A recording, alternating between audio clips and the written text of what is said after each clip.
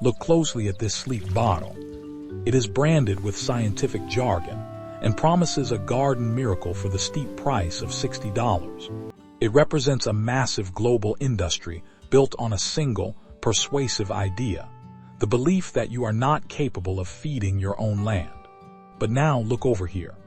Tucked away under the dappled shade of an old oak tree sits a weathered 5-gallon plastic bucket, half filled with water.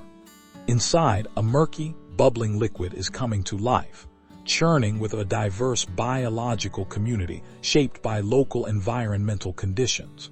The cost of the ingredients inside this bucket? Less than $2. In fact, most of what is here was harvested from the shadows behind my house. On one side, we have an industry that treats fertility as a subscription service. On the other, we have a silent, bubbling revolution of the people. We have been told for decades that high-performance agriculture requires high-cost inputs, and that the secrets of life are locked behind a paywall. But if the most powerful biological tool on the planet is currently sitting in a discarded bucket for the price of a single boiled potato, then why have we been conditioned to believe that we cannot grow a single healthy tomato without a credit card in our hand?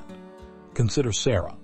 She lives in a corner of Florida where the soil is not so much earth as it is sun-bleached, sterile, and unforgiving white sand. Every spring, she follows the corporate rules, buying bags of synthetic nitrogen and expensive jugs of dormant, lab-bred microbial stimulants. And every year, the story is the same. A brief flash of green growth, followed by a slow decline as the relentless summer heat sets in. The industry tells Sarah that her soil is a biologically depleted growing medium, nothing more than an empty vessel that must be injected with chemical life to function.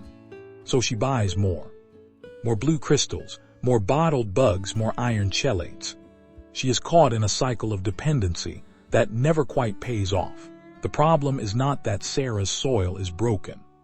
The real problem is that the microbes she is buying from the store are essentially tourists.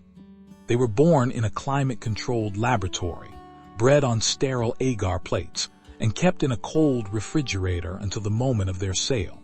When they hit Sarah's harsh, sandy, 100-degree soil, they do not just struggle. They experience a significant environmental stress. They do not belong here. They have not spent 10,000 years adapting to her local rain cycles or the specific mineral profile of her ground. By treating our gardens as empty vessels for proprietary life, we have essentially often overlooked the diversity of local soil ecosystems. We have traded well-adapted local microbial communities, the rugged survivors that already call our land home, for a fragile, expensive illusion of botanical health. We are told that nature is a problem to be solved with technology, but the truth is that nature is the technology we have simply forgotten. What if the key to breaking this cycle was not found in a laboratory, but in the way a wild forest manages to thrive without any human input? What if there is a hidden natural principle, a specific biological trigger, that could turn Sarah's dead sand into a self-sustaining powerhouse? To understand why that bucket is so powerful, we have to look past the visible world and into the complex, invisible realm of phytohormones. Most gardeners are taught to think only about nutrients, nitrogen, phosphorus, and potassium. But plants are governed by something much deeper. They are governed by internal signals. And the JADAM Microbial Solution is, at its heart, a high-efficiency natural microbial system that may support plant signaling processes. Think of brassinosteroids as the super soldier serum of the plant world. They are the primary signals for rapid growth and extreme stress tolerance. When a plant has access to these natural steroids, its entire genetic expression changes. It becomes harder, faster, more resilient, and more productive. In a healthy forest, these hormones are not just floating around. They are actively synthesized by a massive workforce of specialized bacteria. Species like Bacillus and Pseudomonas live in a thin layer of soil directly surrounding the roots, an area known as the rhizosphere.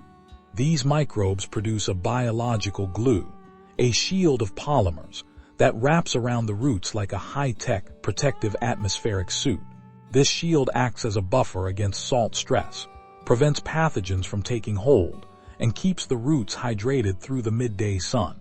It is an underground city where the currency is carbon, and the service provided is absolute, unwavering biological protection for the plant.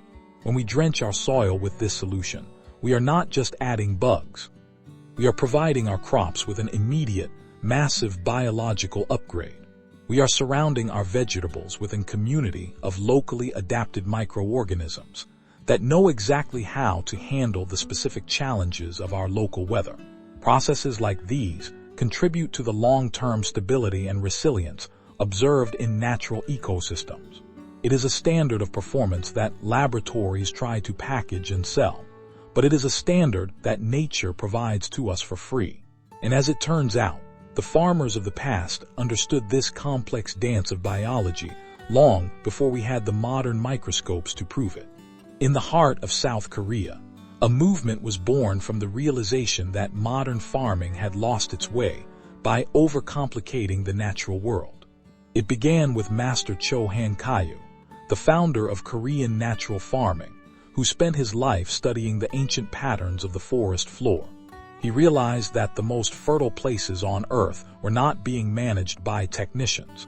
They were being strongly influenced by indigenous microbial communities. His son, Young-sang Cho, took this wisdom and stripped away the complexity, leading to the birth of the JADAM movement we see today. In Korean, JADAM translates to people who resemble nature. It is a philosophy of humility, of deep observation rather than domination. They moved away from the expensive, sugar-heavy fermentations of the past and toward a method that was so simple it felt almost like a trick.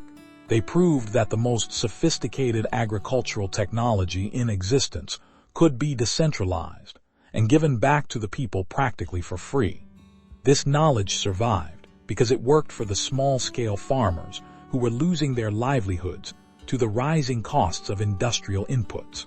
It is the bridge between the ancestral wisdom of the East and the desperate need for resilience and food security in the modern homestead. But to cross that bridge, you have to be willing to stop acting like a customer and start acting like a scientist in your own backyard. To build this bio-reactor in your garden, you only need 3 basic components, and each one serves a critical role in the alchemy of soil. The first component is the fuel. We use boiled potatoes. Why potatoes? Because they are a dense, accessible source of complex starches. When you mash those potatoes into the water, you are essentially setting the table for a massive, high-speed microbial feast to begin. The second component is the spark. This is a handful of leaf mold, the dark, crumbly soil found under the leaves of a healthy, local forest. This is not just dirt. It contains the locally adapted microorganisms, the local veterans that have already proven they can survive in your specific climate. By adding this to our bucket, we are not introducing random species. We are inviting the most successful biological inhabitants of our region. The third component is the catalyst, raw sea salt. This provides over 80 trace minerals that act as the building blocks for microbial enzymes. More importantly, the salt creates a selective environment, helping create conditions that may favor certain salt-tolerant microbial populations. Once these 3 are combined in a bucket of non-chlorinated water, a rapid increase in biological activity begins to take place beneath the surface. Over the course of 48 to 72 hours, the potato starch is consumed, and the microbial population doubles every 20 minutes. As they feed and multiply, these microbes release that massive wave of brassinosteroids and growth hormones we talked about earlier. The visual marker of success is undeniable. A thick, viscous ring of white foam begins to form on the surface, sifting and bubbling with life. This is the physical evidence of high levels of microbial activity within the culture. In just 5 minutes of preparation time, you have created a solution that is hundreds of times more potent than anything you could buy. By diluting this 1:10 and applying it to your garden, you are effectively seeding your land with a diverse microbial inoculum that may support soil biological processes. You will watch as the hard, compacted clay begins to breathe, and the white, fuzzy root systems of your plants strike deep into the earth. But as powerful as this system is, the real magic doesn't happen in the bucket. It happens the moment this concentrated life touches the ground. Because once these principles move from theory into real life, the results become far more remarkable than most people ever expect to see. When that bubbling liquid enters a garden of compacted clay, it triggers a chain reaction of biological engineering that no mechanical tiller can match. The bacteria begin producing glomalin, a powerful organic glue that binds tiny particles of silt and clay into larger, stable structures called aggregates. This creates a network of macropores, invisible highways that allow air to reach the roots and water to soak deep into the earth instead of running off. In sandy landscapes, this same biological glue acts as a sponge, holding onto moisture and nutrients that would otherwise vanish into the depths. You can physically feel the difference in your hands. The soil changes from a dead, powdery dust into a dark, crumbly texture that smells like the forest. This is known as flocculation, and it is the sound of your land beginning to breathe again after decades of being choked by synthetic chemicals. The plants respond with a sudden, aggressive search for depth, sending out thick mats of fuzzy, lateral roots that are white with health and vitality. These roots are no longer just looking for food. They are actively building a legacy of carbon and life that will persist long after the season ends. The yield increases are not the result of forcing the plant to grow, but of creating an environment where growth is the only natural possibility. You start to see a resilience that was never there before. Tomatoes that don't wilt in the noon sun and greens that stay crisp during a dry spell. It is the first tangible reward of this journey, the realization that you are no longer fighting against your land, but finally working with it. But as the soil begins to heal and the harvests grow heavier, the most profound transformation isn't happening in the dirt or the garden beds. For Sarah, standing in her Florida garden, the change was more than just a better tomato crop.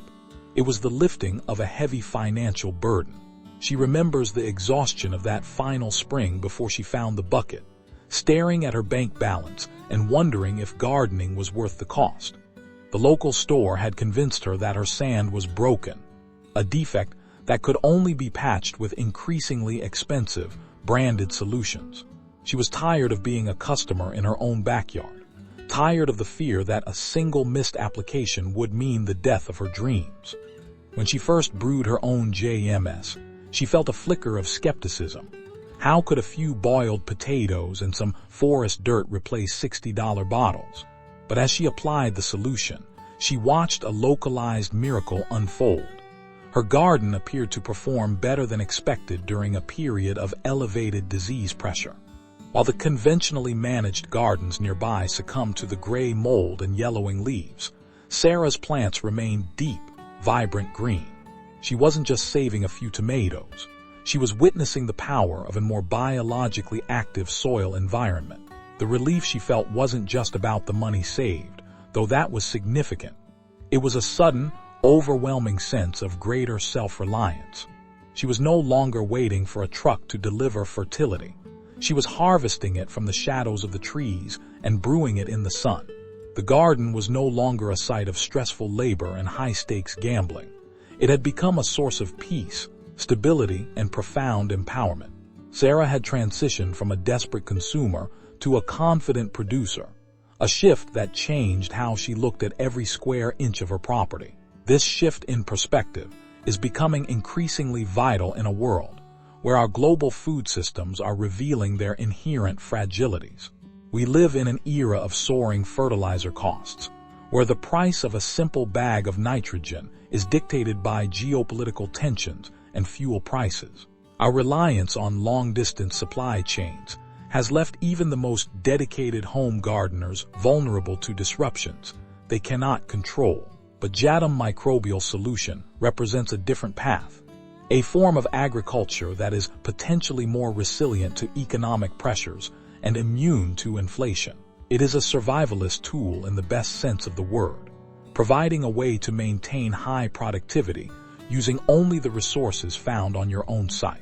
By mastering these microbes, you are effectively opting out of a system that views your soil as a commodity and your hunger as a profit center. This is not about preparing for an apocalypse. It is about building a daily life that is robust, adaptable, and rooted in physical reality. It offers a practical, immediate answer to the uncertainty of the modern age, turning every backyard into a fortress of food security. When we stop depending on external inputs, we reclaim a form of freedom that our ancestors took for granted but which we have nearly lost. Yet if we look closer, we realize that this entire process was never really just about the potatoes, the salt, or even the microbes themselves.